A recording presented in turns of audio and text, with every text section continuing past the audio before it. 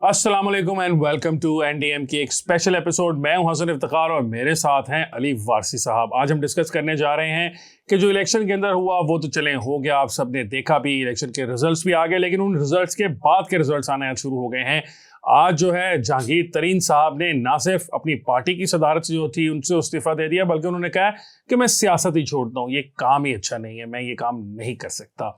उसके अलावा जो है जमात इस्लामी की जो लीडरशिप है वहाँ पर भी सिराजुल हक साहब जो हैं उन्होंने भी इस्तीफा दे दिया है। उन्होंने कहा कि अगर मैं अपनी कौमी असेंबली की एक नशिस्त नहीं जीत सकता, खैर वो पहले भी नहीं जीत पाते थे, पता नहीं पहले क्यों बने हुए थे चाहे अपनी पार्टी के वो सदर, लेकिन उन्होंने भी इस्तीफा दे दिया। तो दो पार्टियां जो हैं इस वक्त वो तो अब हो गई हैं फारिग। अली, आपके ख्याल में एक और सियासी जमात भी है वैसे जिसके लीडर को भी सोचना चाहिए था कि रिजल्ट्स कैसे आए, उसके बाद उनको कुछ सोचना नहीं चाहिए? यार आपने सारे ही हटाने हैं, मतलब इमरान खान को वैसे हटा दिया है, मियां साहब को भी आप हटवाना चाहते हैं। ये तो आप खुद ही जो है वो सारी पार्टियों को -1 करते जा रहे हैं। हसन, ऐसे नहीं हो सकता। हारने के बाद हारने की जो वजूहात होती है उन पर गौर करना चाहिए और देखना चाहिए कि किस किस तरह इसको इम्प्रूव किया जा सकता है। तो मैं नहीं कह रहा कि वो इस्तीफ़ा दें या कुछ करें, मगर हाँ, मेरा नहीं ख्याल कि नवाज शरीफ साहब की कोई गलती है, नवाज शरीफ साहब की इतनी गलती है कि वो इस्तीफ़ा दें। बहुत सारे लोग पीएमएलएन के अंदर मौजूद हैं, उनको ज़रूर इस्तीफ़ा देना चाहिए। अली, ये जो हम पीएमएलएन के अंदर लोग जो हैं उनकी बात की तरफ आते हैं, मैं ज़रा चाहता हूँ कि जहांगीर तरीन साहब की बात करने ज़रा करें। उन्होंने अपना सियासी करियर खान साहब के साथ शुरू किया, उन्होंने वहाँ पर जहाज़ उड़ाए, लोगों को इकट्ठा किया, पैसा बहाया, सब कुछ किया। खान साहब के दौरे हुकूमत में भी उनको उस कदर चीज़ें नहीं मिल पाई जो वो चाहते थे। पंजाब में हुकूमत बनी तो चीफ मिनिस्टर ही बना देते चले, जहांगीर तरीन साहब को इतना कुछ किया था, खान साहब ने भी वो भी नहीं किया। उसके बाद सब कुछ होता रहा, खान साहब को उन्होंने छोड़ दिया, उन्होंने सोचा कि फिर दोबारा से शायद पंजाब उनकी झोली में किसी और तरीके से डल जाएगा, वो भी नहीं हुआ। तो आप देखते हैं कि उनका जो ये सियासी, मतलब वो एक अच्छे बिजनेसमैन है, अच्छे एग्रीकल्चरिस्ट है, सारा कुछ है, लेकिन यहाँ पर उनको नाकामी देखनी पड़ी बहुत ज़्यादा। देखिए हसन, थोड़ा सा ना इसको गौर से देखने की ज़रूरत है। जहांगीर तरीन साहब का पूरे पाकिस्तान में कोई अपना हलका तो है नहीं, वो सियासतदान नहीं थे। 1992 में उन्होंने अपना एक बिजनेस स्टार्ट किया था, उनकी फिर शादी थी मखदूम अहमद महमूद फैमिली में, और वहीं से वो जीते भी थे पहली दफ़ा जब जीते थे, और उस शहबाज शरीफ साहब के साथ उन्होंने 1997 में काम किया। तो जहांगीर तरीन जो हैं, और फिर वो उस वक्त शुगर के बिजनेस में भी नहीं थे, शुगर के बिजनेस में वो काफ़ी बाद में आए हैं, लेकिन वो बहरहाल एक कामयाब बिजनेसमैन तो साबित हुए। और दूसरी बात जो है वो ये है जनाब कि जहांगीर तरीन का ये पार्टी को छोड़ना जो है, उसकी एक बड़ी वजह ये है कि he is not physically fit. मैं आपको ये खबर दे रहा हूँ, अगर आपके पास है तो आवाम को दे रहा हूँ, कि वो एक बीमारी का शिकार है। यही वजह है कि आईपीपी बनाने के दौरान और उसके बाद वो बड़ी हद तक हमें एब्सेंट नज़र आए हैं। इलेक्शंस के दिनों में भी वो एब्सेंट नज़र आए हैं, और उनकी जो बीमारी है वो ऐसी बीमारी है कि भूल जाता है इंसान बहुत सारी बातें। तो उसकी वजह से वो एक मुकम्मल तौर पर फंक्शन नहीं कर रहे, एज अ पॉलिटिशियन नहीं कर सकते, और शायद आईपीपी को बरकरार रखने के लिए, या व्हाटएवर सेम्बलेंस ऑफ बरकरार इट वाज अब तक, जिस तरह से भी वो किसी तरीके से खड़ी हुई थी, तो उसको बरकरार रखने के लिए इलेक्शंस तक शायद कोई मजबूरन उनको कहा गया होगा कि आप इसको जो है वो रखें पार्टी को। लेकिन उसके बाद फिर obviously he had to leave, और अलीम खान के हाथों में एक एज एन एबल एयर जो है वो छोड़कर जा रहे हैं, क्योंकि अलीम खान एक्टिव हैं।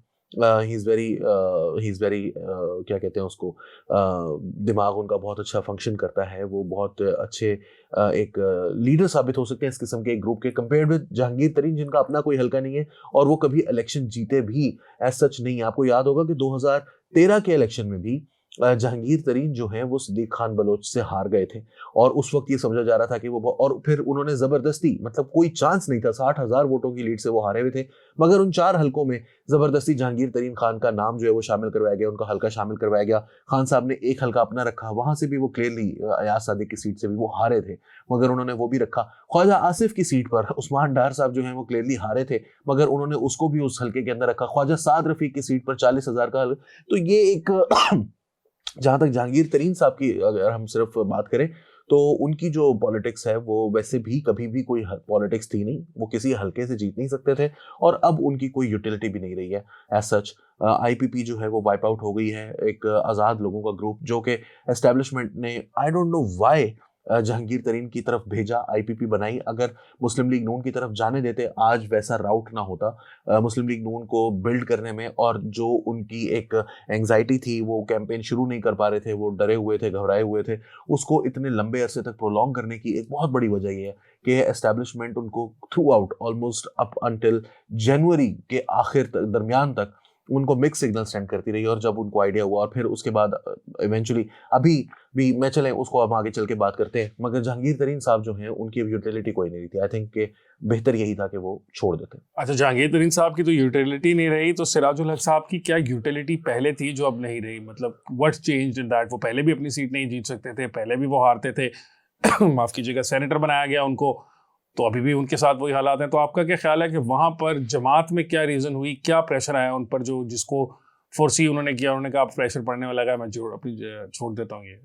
देखिए, जहाँ तक जमात इस्लामी की बात है ना, इसको आप एक लार्जर स्कीम ऑफ थिंग्स में देखें। जमात इस्लामी की पाकिस्तान के अंदर यूटिलिटी वैसे ही ख़त्म हो गई है।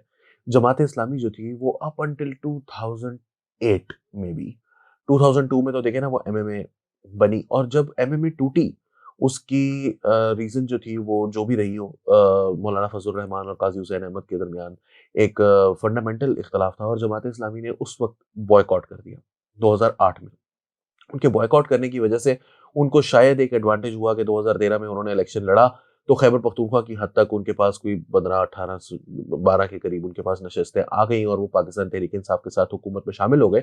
बट ओवर द ईयर्स आप देखें ना कि 2013 से 18 के दरमियान जमात इस्लामी जो है वो पंजाब से मुकम्मल तौर पर वाइप आउट हो चुकी थी, कराची से मुकम्मल तौर पर, जहाँ जो उसके जो आखिरी बैस्टियन था उसका कराची था, वहां से भी हो गए, और खैबर पख्तूनख्वा था। तो खैबर पख्तूनख्वा से भी वो बतदरीज, और इमरान खान साहब का जो एक वो इस्लामिक टच है, वो जिस तरह से कट करता है across sectarian divides, Jamaat Islami के पास यही एक चीज़ बेचने के लिए थी कि वो सेक्टेरियन नहीं है।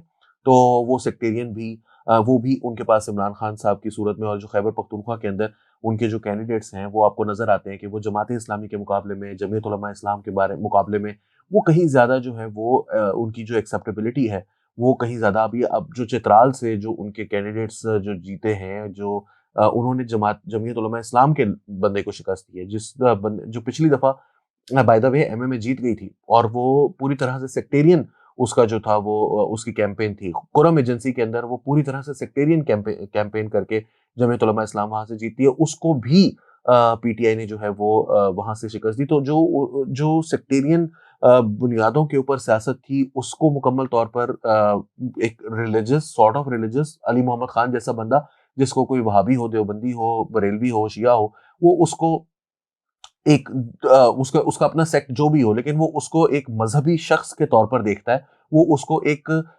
मखसूस फिरके का नुमाइंदा नहीं समझता। तो इन मजहबी जमातों का, जो कि बड़ी हद तक ड्राइव करती हैं या डिराइव करना या ड्रॉ करती हैं अपनी सपोर्ट फ्रॉम सेक्टेरियन इश्यूज, वो पीटीआई ने आकर ख़त्म कर दिया और एक ऑल्टरनेटिव वहाँ पर प्रोवाइड किया है। तो जमात इस्लामी जो है वो उसकी थोड़ी बहुत जो रह गई थी, वो भी अब एक तरह से देखा जाए तो ख़त्म हो गई है।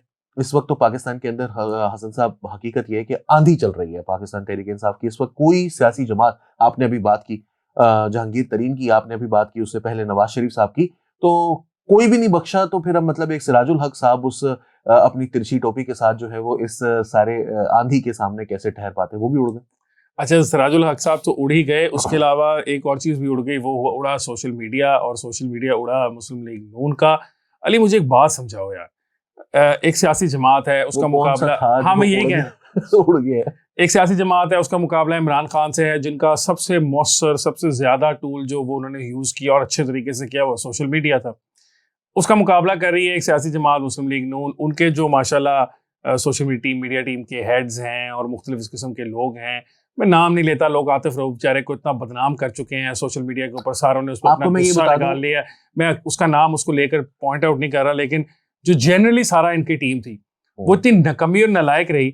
लेकिन मुझे ये बताओ कि ये इलेक्शन नाइट पर 8 बजे गायब हो गए और सुबह 5 बजे तक मुस्लिम लीग नून का कोई ऑफिशियल बयानिया कहीं पर मौजूद नहीं था, ना सोशल मीडिया पर, ना ट्रेडिशनल मीडिया पर। और फिर 5 बजे के करीब मरीम औरंगजेब साहब आई और उन्होंने कहा कि आपने मुझसे रब्ता ही नहीं किया, मैं तो कांटेक्ट में हूँ। और उन्होंने एक जियो के जो यहाँ पर ब्यूरो चीफ हैं लाहौर में, रईस अंसारी साहब, उनका नाम लेकर कहा कि मैं रईस अंसारी साहब के साथ रब्ते में हूँ, मैं उनको रिजल्ट्स भेज रही हूँ।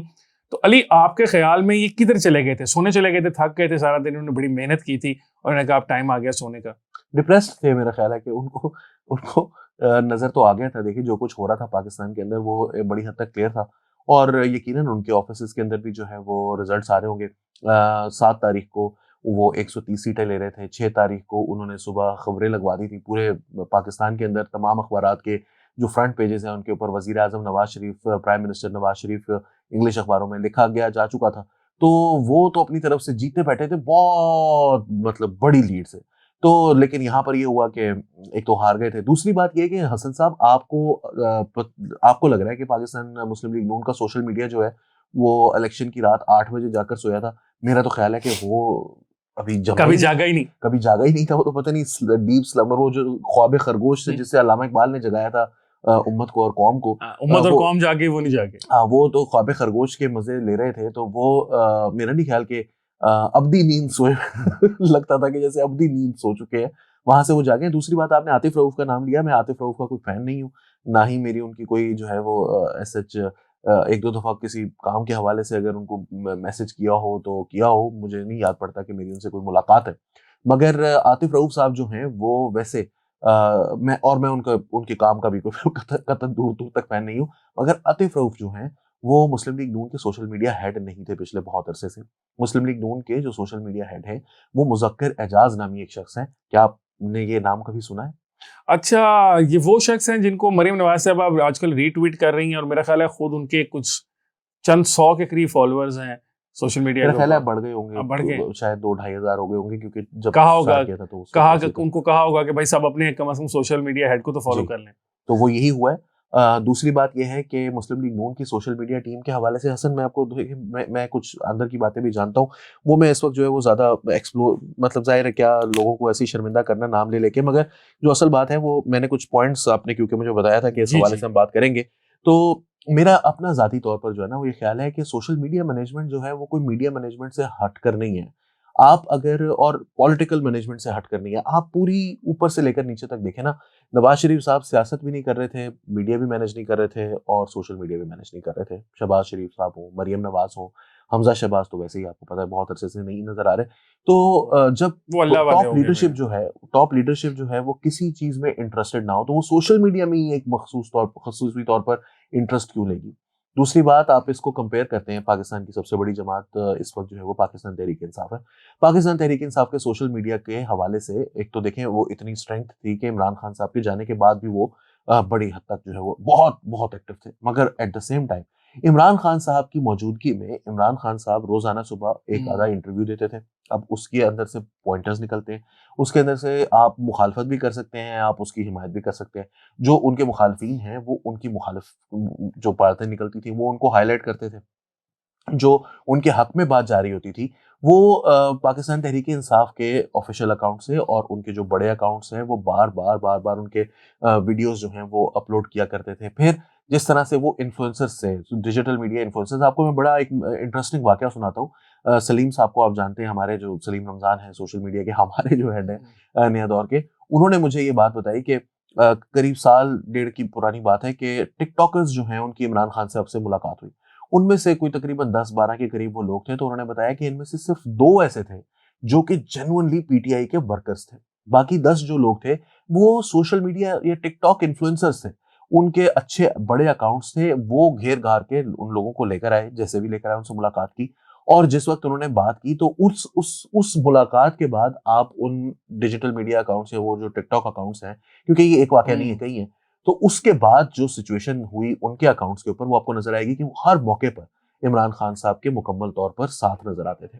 सो he very smartly he understood the game, और मियां नवाज शरीफ साहब जो हैं वो मुकम्मल तौर पर गेम को ही नहीं समझे थ्रू आउट। वो उसमें मरियम नवाज भी शामिल हैं, नवाज शरीफ भी शामिल है।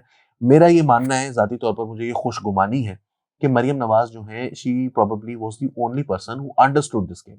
लेकिन वो 2013 के बाद जब प्राइम मिनिस्टर हाउस गई तो उसके बाद वो उसके हवाले से मुकम्मल तौर पर गाफिल हो गई, और उन्होंने वहां पर एक मीडिया सेल बना लिया जिसके अंदर वही ट्रेडिशनल किस्म की बातें, ट्रेडिशनल किस्म के लोग, उसके अंदर ब्यूरोक्रेट्स, उसके अंदर पॉलिटिशियंस, और जो उनका कनेक्शन था विद यंग प्रोफेशनल्स, जो कि बहुत सारे मैं नाम ले सकता हूँ जिनको मैं जानता हूँ। अदनान रसूल इस वक्त वो टेनेसी में यूनिवर्सिटी में पढ़ाते हैं। अदनान रसूल जो हैं वो पीएमएलएन की सोशल मीडिया के साथ बहुत क्लोजली लिंक्ड है। बदर शहबाज आपको पता है अभी भी मौजूद हैं, उनके साथ अबू बकर उमर। अबू बकर जो हैं वो लम्स से पढ़कर आए थे। वो बीएस ऑनर्स करके या पता नहीं एमएस, मेरा ख्याल है बीएस ऑनर्स उन्होंने किया था कंप्यूटर साइंस के अंदर। उनके दरमियान जो ऐसे-ऐसे लोग थे जिनका अब मैं नाम नहीं लूँगा, क्योंकि वो अब अपने आप को उधर से आइडेंटिफाई नहीं करते। कोई जर्मनी में पढ़ा रहा है, कोई पाकिस्तान के अंदर यूनिवर्सिटीज़ में पढ़ा रहा है। दे वर रियली गुड प्रोफेशनल्स, बड़े अपनी-अपनी फील्ड के अंदर आगे गए हैं। ऐसे लोग उसके अंदर शामिल थे जो कि आप समझें कि सॉफ्टवेयर की इंडस्ट्री में पाकिस्तान के अंदर टॉप के नाम थे। उनके फिंगर टिप्स पे जो ग्लोबल इन्फ्लुएंसर्स हैं, डिजिटल मीडिया के दुनिया को देखने वाले हैं, वो उनके फिंगर टिप उनकी उनकी स्पीड डायल पर मौजूद थे। मगर उन सबको, और वो आज भी पार्टी को एज अ पर्सन हो सकता है वो सपोर्ट कर रहे हों, लेकिन वो उनको एक इंस्टीट्यूशन के तौर पर चलाने की कभी जो है वो कोशिश ही नहीं की गई। मरीम नवाज साहिबा जब गई थी। दूसरी चीज जो है वो ये है कि अगला जिस चीज की तरफ हमें आना चाहिए वो ये है कि 2013 के बाद 11 मई को इलेक्शन हुआ था 2013 में, और 2024 में 8 फरवरी को इलेक्शन हुआ है। 8 फरवरी, ये ऐसा लग रहा है कि जैसे 11 साल के लिए ये असहाबे कहफ जो हैं वो सो गए थे। इन पर नींद ने इनको आ लिया था, इनके ऊपर नींद का गलबा अल्लाह ताला ने कर दिया, और ये 11 साल तक यूं गोया गोया किसी गार में सो रहे थे।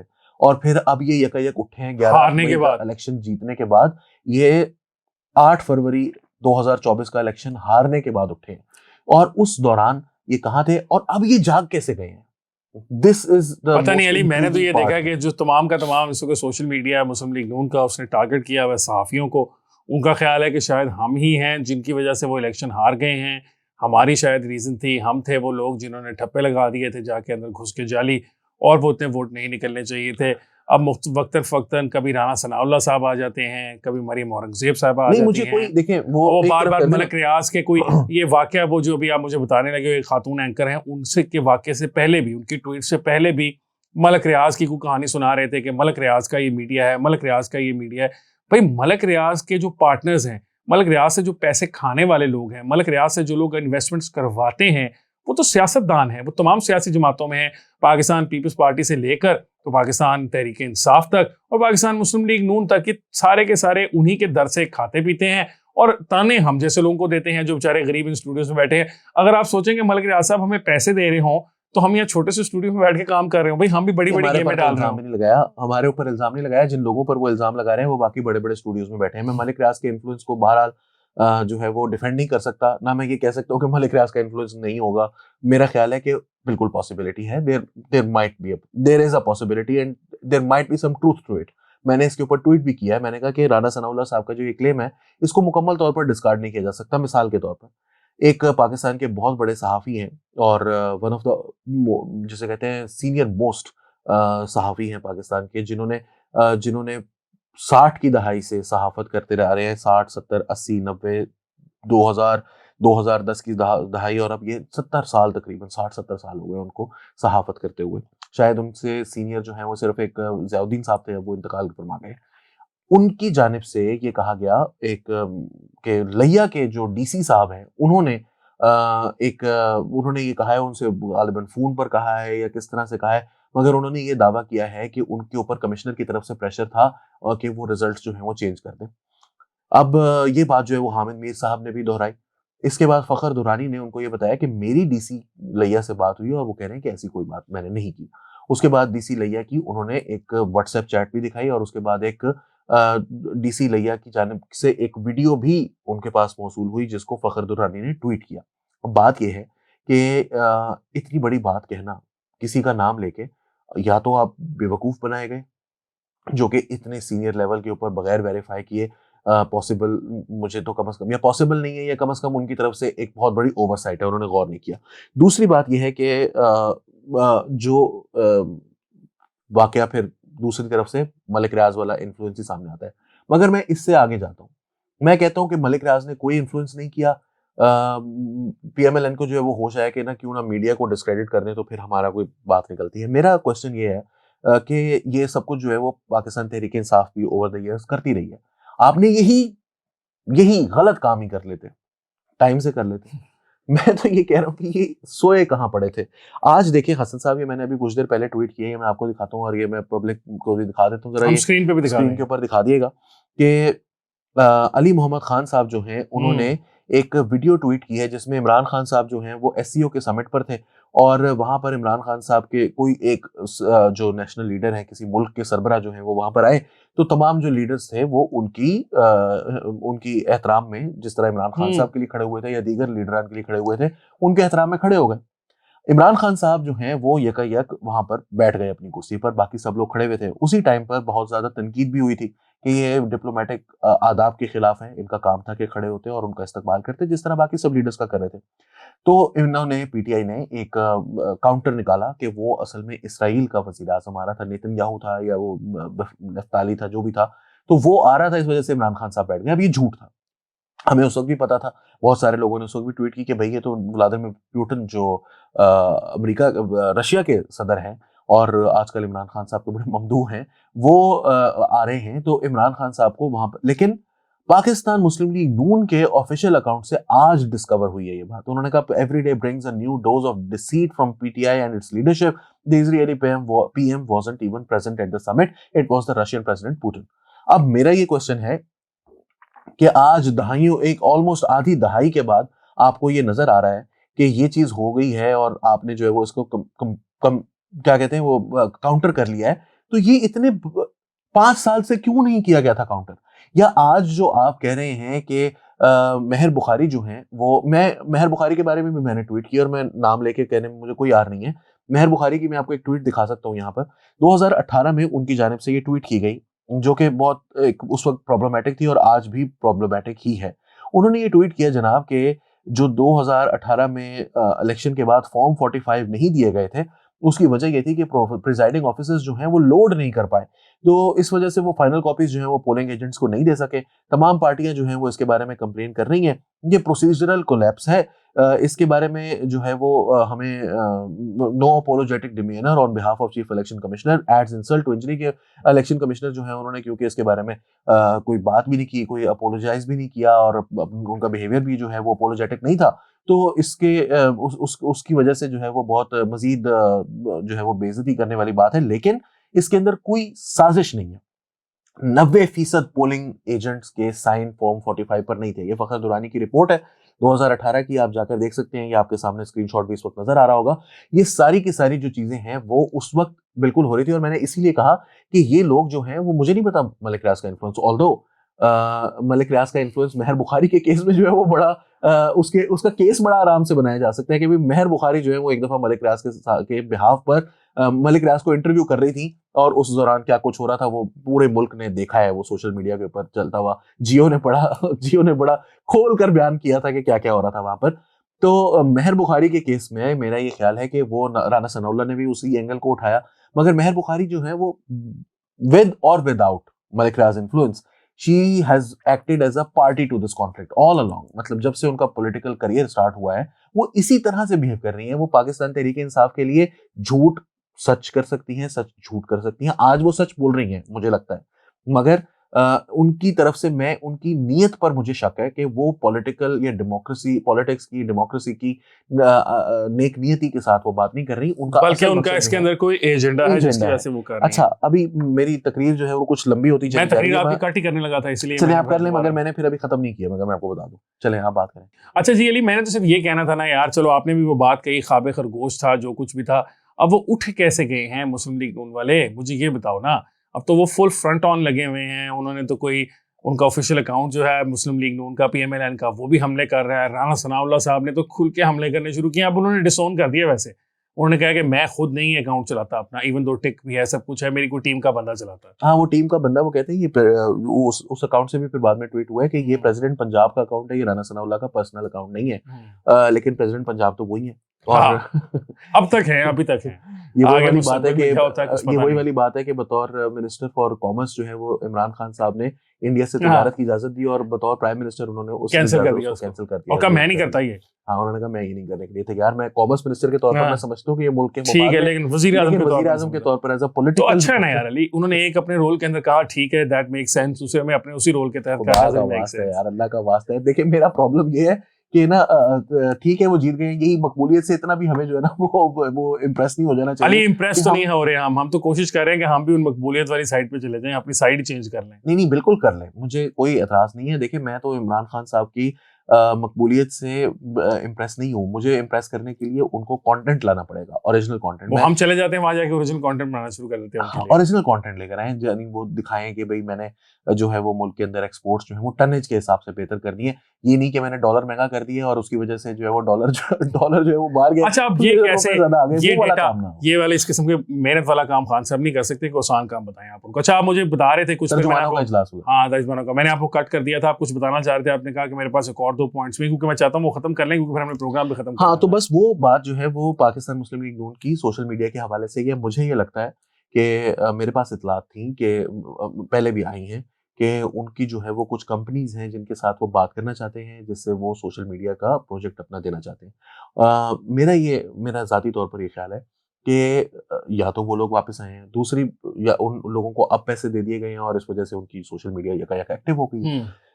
मेरा ये मानना है कि अभी मैंने किसी जगह पर पढ़ा कुछ देर पहले, एक ग्रुप के अंदर, व्हाट्सएप ग्रुप के अंदर एक सहाफ़ी ने लिखा हुआ था। सहाफ़ी हैं या मुस्लिम लीग नून के वर्कर हैं मुझे नहीं पता, उनका नाम नहीं पता, मैं जानता नहीं हूँ क्योंकि नंबर लिखा हुआ आ रहा था। तो उन्होंने ये लिखा कि जितने पैसे मुस्लिम लीग तहरीक इंसाफ ने खर्च किए हैं उसका 1/3 अगर मुस्लिम लीग नून खर्च कर लेती तो वो ये इलेक्शन जीत जाती, जो हालात बने हुए थे मुल्क के अंदर। तो उन्होंने क्योंकि डिजिटल मीडिया पर पैसे खर्च नहीं किए, मुझे लगता है या तो वो पैसे खर्च हुए। दूसरी चीज़ जो हो सकती है वो ये हुई है कि एक साहब जब अपनी पार्टी छोड़कर और मुस्लिम लीग नून के करीब हुए, उनका नाम है अलीम खान, चले मैं नाम ही ले लेता हूँ। तो अलीम खान जो है वो साथ अपने एक सोशल मीडिया टीम भी लेकर आए थे और उस दौरान कुछ दिनों के लिए PMLN_org जो कि PMLN का ऑफिशियल ट्विटर अकाउंट है, वो यकायक एक्टिव हुआ था और उसकी बड़ी तारीफें भी हुई थी कि एनू की हो गया। लेकिन फिर हफ्ता 10 दिन के बाद ये मुज़क्कर एजाज वाली टीम शायद इन्होंने टेक ओवर कर लिया और फिर उसके बाद आपके सामने ये क्या हुआ। अब जो हुआ है, या तो वो लोगों को PMLN का एक्सेस दे दिया गया उन कंपनीज को, या उन्होंने भेज दिया कि यार हम ट्वीट लिख कर देते हैं तो बस ट्वीट कर दिया करो यार देखो साढ़े हाथ जुड़े। या दूसरी चीज़ ये हो सकती है कि जो वो वाला बंदा है वो वापस आए। और उसकी मैं आपको हसन आखिरी बात कि राना सनाउल्लाह के अकाउंट से जो महर बुखारी के खिलाफ ट्वीट की गई थी, उसके ऊपर मैंने जब कल देखा तो करीब 4000 के करीब जो हैं वो उनके ऊपर रीट्वीट्स थी। ये प्रेसिडेंट PMLN पंजाब का अकाउंट है और इसके ऊपर तकरीबन 4000 के करीब रीट्वीट्स उनके ट्विटर अकाउंट से आई हैं। PMLN 4 जन्मों में इतने 5800 रीट्वीट्स और 1.3 मिलियन व्यूज। ये PMLN के बस की बात नहीं है। This is something else. So I think कि जो पहली वाली थ्योरी है वो ज्यादा प्लॉजिबल है और काश के अगर वो वक्त पे पैसे दे दिए गए होते तो ये वक्त पे शोर डालने, ये लड़ाई के बाद याद आने वाला मुक्का है, अब अपने मुंह पे मार लेना चाहिए, वो मार लेना चाहिए। नाज़रीन, अभी तक जो है हमने आपको प्रोग्राम में बताया कि मुक्का अपने मुंह पे मार लेना चाहिए। आज के प्रोग्राम के लिए इतना ही है। अली वारसी को और हसन इफ्तिखार को दीजिए इजाजत। अल्लाह हाफिज।